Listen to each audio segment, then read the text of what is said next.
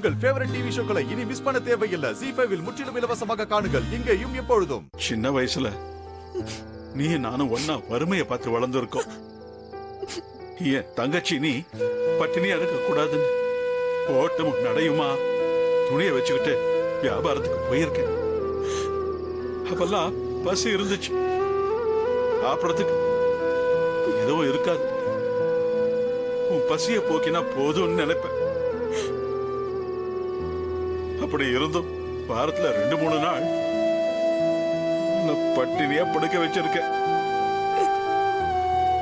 அப்பெல்லாம் எனக்கு தூக்கமே வராதுமா, அவ்வளவு வருத்தப்படும்.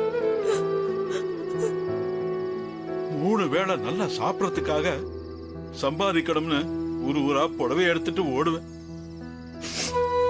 இப்போ இங்க வந்து நிக்கிறேன். எல்லாம் இருக்கு, கோவத்தை சாப்பாடு மேல காட்டுறேன். தப்புதான்.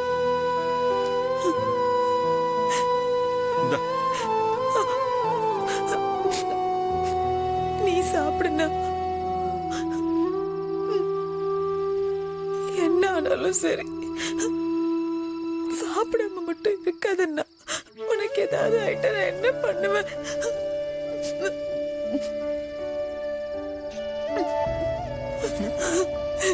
அண்ணா அழாதண்ணா.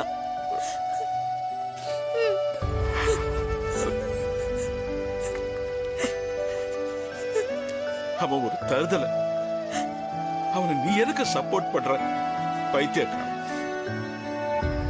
இத்தனை நாளா கையில தாலிய வச்சுட்டு சுத்திக்கிட்டு இருந்தா அந்த பொண்ணுக்கு எப்படி இருந்திருக்கும்? அண்ணா மாறுனா அப்படி சொல்லாதண்ணா. அவன் நிஜமாவே ரொம்ப நல்லவண்ணா. உன் புள்ள இல்ல, அவனுக்கு அப்படியே உன் குணம் இருக்குண்ணா. அவனுக்கு அவன் அப்படியா நடந்துகிட்டான்? தலகாட்ட முடியலவா. என்னெல்லாம் பேசுகிறாங்க தெரியுமா? இந்த வீட்டுல இவனால மட்டும்தான் பல தடவை தலை குனிஞ்சிருக்கு. இன்னும் இதெல்லாம் பண்ணுவானோ? அவனை வெறுக்கணும்னு எனக்கு ஒண்ணு வேண்டுதல் இல்ல வள்ளி. அவன் அப்படி நடந்துக்கிறான். நான் என்ன சொன்னாலும் அதுக்கு நேர்மாறா நடந்துக்கிறான். கொஞ்ச நாளா திருந்திட்டானேன்னு சந்தோஷப்பட்டேன். அந்த சந்தோஷத்துக்கு என்ன வச்சுட்டு போயிட்டான். என்னால முடியல வள்ளி. அண்ணா அண்ணா இப்ப இவனால் ராகவ வாழ்க்கை பிரச்சனையில இருக்கு. அண்ணா அண்ணா அழாதண்ணா. அண்ணா என்ன ஆனாலும் சரி நீ அழலாமா? அதெல்லாம் ஒண்ணும் இல்லைண்ணா, எல்லாம் சரியாயிடும்.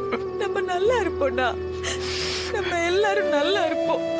நீ அழாதண்ணா. ஏன் வள்ளி எனக்கு இப்படி நடக்குது? ஒண்ணும் இல்லைண்ணா, நம்ம பிள்ளைங்க எல்லாம் நல்லா இருப்பாங்க. நீ அழாத.